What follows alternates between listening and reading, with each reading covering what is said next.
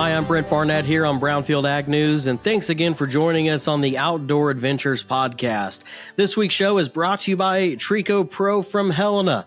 Don't let deer and other wildlife destroy your crops. Trico Pro is a dual mode of action repellent that safeguards crop investments. Visit helenaagra.com to learn more. Joining us here on the show this week is Stephen Leininger with Helena. Stephen, thanks for being here. How you doing today, man?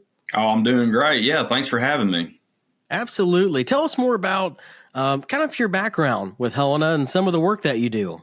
Sure. So I've worked for Helena. This is my 8th crop.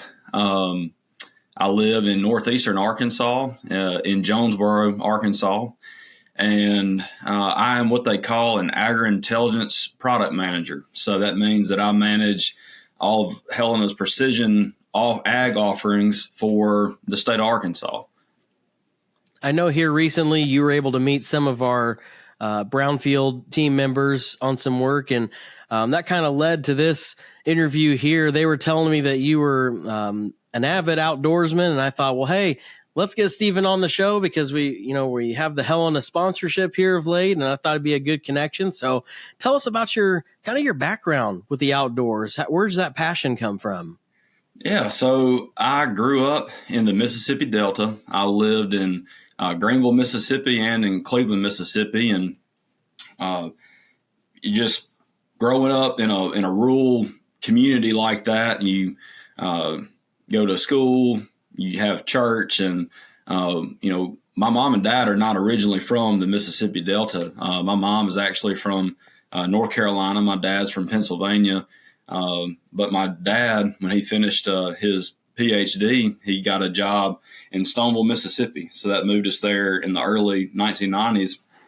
So being new to town, and the way that you meet people is, you find them at church, and then they offer for you to come out and enjoy their farmland with them. A lot of time that was recreational hunting. So started out dove hunting with my dad as he was learning how to dove hunt, because he did not grow up a hunter. He did some fishing and always wanted to hunt, but just never had anybody take him. And so when we moved to the Mississippi Delta, there was a whole crew of men, mostly farmers, that were happy to introduce a Yankee to the outdoors, especially in the southern U.S. And so, there'd be these 4th of July barbecues that would kind of lead up to like the anticipation of dove season. A lot of the Mississippi Delta in the early 90s anyhow was largely cotton production. And so when a lot of these Delta farmers would plant sunflower seeds, like the black oil sunflower seeds, when most of the landscape is, upland cotton, you can imagine the dove hunts were pretty outstanding. And so I have a lot of early memories of going on these dove hunts, around Labor Day weekend. And, I was what they called a bird dog. My dad and the guys would shoot doves, and me and the other young boys would run out and pick up the birds for them. And so that really kind of sparked something in me early on. And so then at some point I got old enough to carry a single shot 410 dove hunting, and I was just really kind of taken off from there. I've started hunting just about anything I can in the South, and I've started going out west now to do some hunts as well. What would you say is your top 3 outdoor activities? So for me, it's number 1 is whitetail deer hunting, fishing at number 2, and probably turkey hunting at 3. Those are all pretty close together, but the deer, they're always kind of at the top of my list. What about you? Oh, for sure. So I too really like deer hunting, whitetail deer, archery specifically. So really like to bow hunt whitetail deer. And then, I really like turkey hunting as well. And then bird hunting, I'm an avid bird hunter. And so whether it's, trying to get a bunch of geese to light or ducks, I've even tried the sandhill cranes. I've hunted them before. So any type of like waterfowling is probably number one, but bow hunting number two for whitetail, and then number three is probably the wild turkey. On the waterfowl, me personally, I've never gone waterfowl hunting before. I've always wanted to. What would you say to somebody that is looking to go for the first time? Any tips you'd give them? Well, I wish it was something that was super easy to get into. I mean, the best way to do it is to find somebody that's already doing it. Whether they're a duck hunter or like to hunt geese or whatever the case may be, get plugged in. And I think a good way is if you have like a local Ducks Unlimited committee or maybe Delta Waterfowl or some type of waterfowl type organization like that, get involved, start volunteering. I was really active with that when I was in college, and then even after college served on my local county chapter. And so there's just a group of men and women there that love to hunt waterfowl. And if you were to tell them that, hey, you've never been, then they would gladly take you. So, and that's just the best way to learn is from somebody that's got a place, knows how to do it, has all the equipment. You can go at minimal investment. They'll likely let you borrow a shotgun and tell you they've got plenty of shells for you to shoot, and just bring something warm, and they'll take care of the rest. Is there a particular time of the day that it's best, or is it kind of an all-day affair? Well, now it depends on the weather. I mean, most of the time the mornings are when everybody's going out trying to hunt. But when you have these big freeze events, a lot of times like a midday hunt can be outstanding, especially if you've had like a hard freeze. So down here in our part of the world, if we don't always get that freezing weather, but when we do, everybody gets excited and gets ready to go hunt ducks, especially. And when all the ag fields lock up with ice and the birds can't land in the fields, they'll go to the Mississippi River, or maybe if the Cache or Black River or something like that is still open, they'll go hunt them there. But when you hunt the thaw, which is that time period when that temperature's starting to kind of rise back up, and those birds are leaving that big water and coming back to the agricultural fields, that's some of the best waterfowl hunting a guy or girl could experience. Those birds are hungry and they're coming back, and it's pretty exciting. Yeah, I'm gonna have to try it someday, but I'll have to definitely find somebody to kind of help me out a little bit, like you said, that's done it before. So, Stephen, you mentioned that you've hunted different parts, different regions. I know you mentioned the Delta region, also out west. Kind of compare some of the different areas you've been to and how the hunting is kind of different amongst those. Yeah, so in the Mississippi Delta, the Arkansas Delta, a lot of bottomland hardwood forests. And then I went to college on the eastern side of the state of Mississippi. And so a lot more like upland species of, trees. And, when you get out west, everything is just a whole lot more open. Now, the Mississippi Delta, as far as farmland goes, is wide open. But when you're deer hunting, or maybe even hunting mallard ducks in flooded timber or something of that nature, you're in the woods, and so it's thick and it's forested, but and lots of water from sloughs and bayous and things like that. But then you go out west and it's just a lot more arid, and there was rolling hills in the part that we went to, and so for somebody like myself, the biggest challenge was the elevation. It absolutely smoked me, and I'm talking about like elevation that a lot of your viewers that are from that part of the world would laugh at. I think maybe some of the highest hills, they'd probably call them, were like 5,600 feet. And this past year I was out doing like a little cow elk hunt, and we had a young guide with us, and he had spotted a herd of elk, and he said, "All right, y'all get your stuff and follow me." And we took out after him, and it was all I could do to keep up. And I could tell he was even trying to slow down, but I was winded and trying to catch my breath. And finally, we sat on top of this little this hill, and he was just doing me a favor is all he was doing. This young man, he's a bull rider too. He was something else. And I'm sitting there trying to, catch my breath and regain my composure. And he says something like, "Oh, well, here comes a big cow. She split off from the group."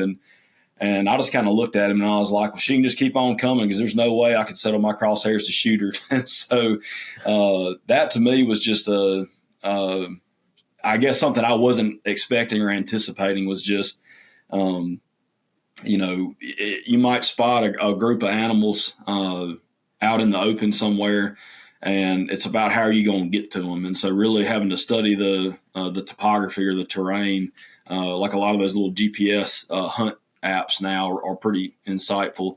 Because, you don't have like a tree line necessarily, or some way to sneak up on them like that. You're having to try to find that topo map where you've got like a drainage where you can, get yourself beneath the animals and try to get as close as you can, and then ease up maybe the next hillside and glass and see if they're still where you want them to be, or where you need them to be rather. And all the while keeping the wind, right. And it was just different. And I guess another thing, so I kind of spoke about the cow elk hunt.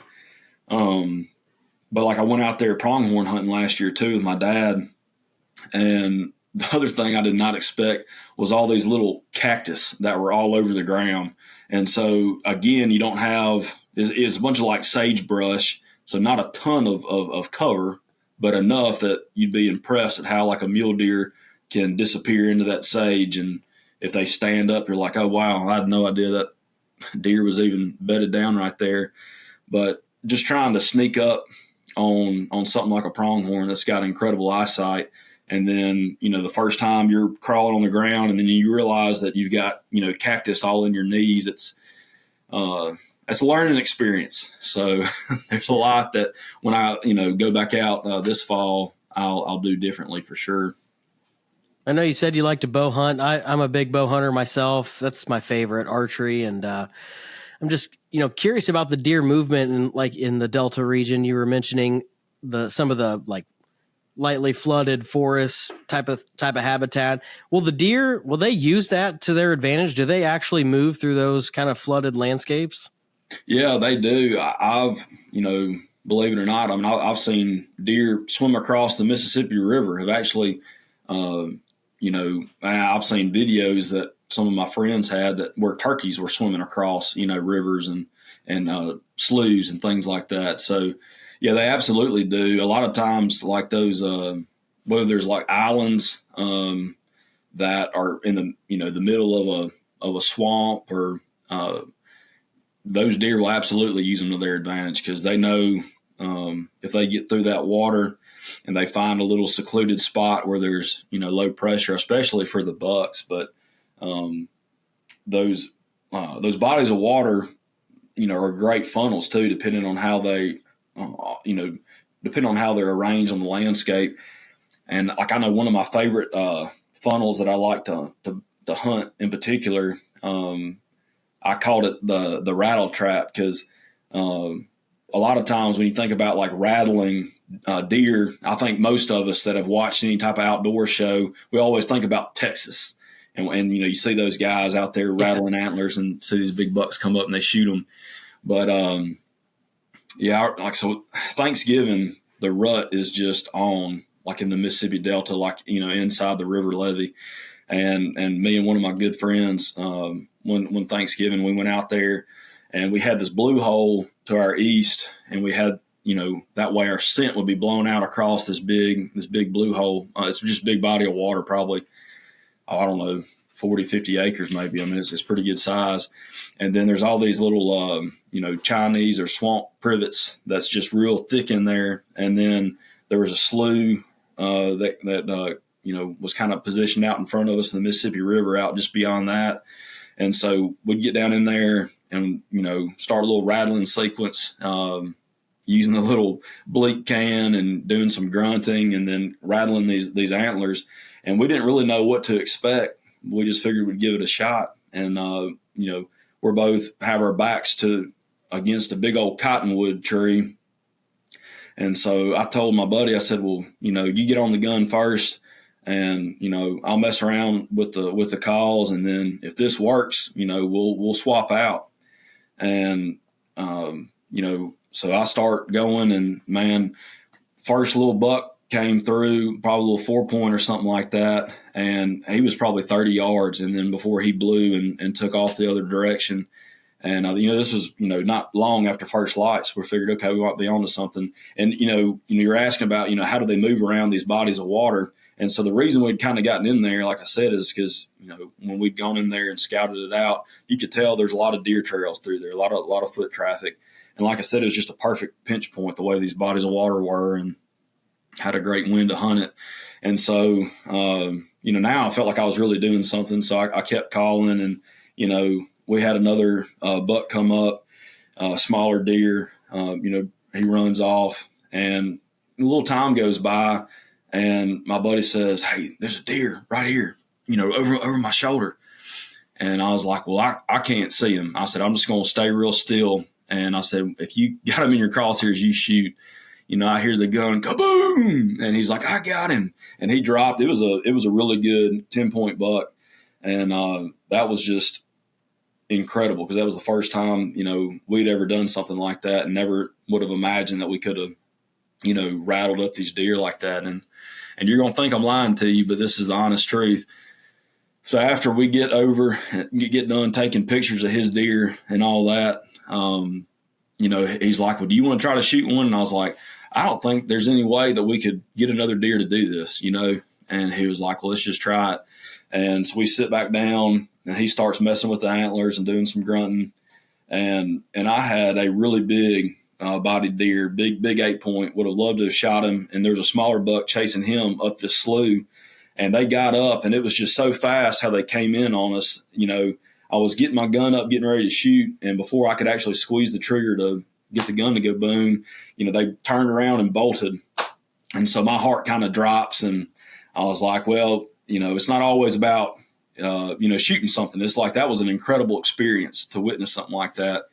And so I kid you not, we go back over to his buck to start, dragging him to where we could get like a 4-wheeler down in there to pick him up. And I had left my rifle leaning up against that cottonwood tree and left my backpack over there where I had the rattling horns and everything. And so we get done getting his deer positioned to where we could get a 4-wheeler down to it. And as I'm walking back over to go pick up my rifle, leaned up against that tree, I look up and I see a 10-point buck coming down the trail in between this little pinch point, coming in between that, like I said, you got the Mississippi River and then this big blue hole, and he's coming right down the trail. So I grabbed my rifle, pulled up, boom, shot.